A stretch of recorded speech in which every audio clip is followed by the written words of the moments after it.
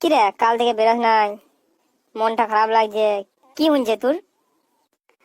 আর বলিস না ভাই, প্রধানমন্ত্রী আবাস যোজনার একটা ঘর ঢুকেছে। তো আমাদের পঞ্চায়েতের প্রধান আগে থেকেই ফোন করে বলছে যে 20,000 টাকা দিবি তবেই ঘরটা দেবো, নাইলে দেবো না। নিয়ে তারপর কি হলো?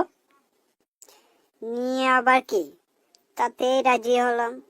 কি করব বল, উপায় তো নাই, গরিব মানুষ। তারপর ঢুকলো 80,000 টাকা নিয়ে, প্রধান সাথে সাথেই 20,000 টাকা নিয়ে নিল। বাকি টাকাটা নিয়ে ঘর করতে লাগলাম। ঘর শুরু হতেই চলে গেছে গাঁয়ের মেম্বার মদন। নিয়ে মদন আবার কি বলছে? মদন আবার বলছে মিষ্টি খেতে দেয়া কিছু। ও, তো দিয়ে দিতে পারতিস 200 টাকা। অধুনামা 200 টাকা, বলছে 5,000 টাকা দে। হ্যাঁ বে, মদন কি মিষ্টি খাবে বে? সালা শক্তিগড়ের বিখ্যাত ল্যাংচাও তো এত দাম নাই বে।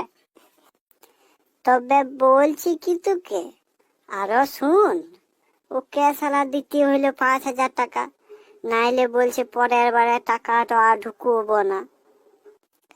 ই সালা, তুই আচ্ছা কেলেঙ্কারিতে পড়েছিস মাইরি। আরো আছে, আরো আছে, শুন।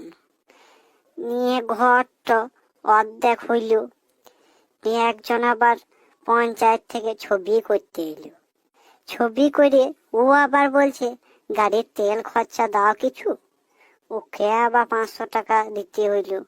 সরকারি লোক তো, যদি পরের বারে ছবি করতে না আসে তখন আবার কেলেঙ্কারি।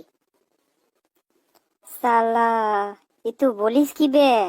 তাহলে ঘর পাওয়ার থেকে না পাওয়াই তো ভালো বে। এতেই তোর জান জ্বলে গেল। আরো একটি শুন, যে আবার লিখতে আসছে ঘরের দেওয়ালে প্রধানমন্ত্রী আবাস যোজনার ঘর, ও আবার বলছে 200 টাকা দে, নাইলে লিখবো না। ওকে আবার 200 টাকা দিতে হইলো। আর বলিস না বন্ধু, আর বলিস না। আমার এবার মনে হচ্ছে কচু গাছে গলায় দড়ি নিয়ে মরি। চুপ, তুই চুপ। এই গালাসে 100 দিনে কাজের টাকার মতোই তো হয়ে গেছে রে। ওরাও বলছে যে হাফ টাকা দিবি তবে টাকা ঢুকবো, আর নাইলে ঢুকবো না। হ্যাঁ ভাই, তো ঠিকই বলেছিস। এই ঘর করতে করতে আমার জানটা জ্বলে পুড়ে ছাই হয়ে গেল। উল্টে ঘরটা ঢালাই তো করতে পারলাম না, তিরপল টাঙায় বাস করছি। চিন্তাতে শরীরটা আমার শেষ হয়ে গেল।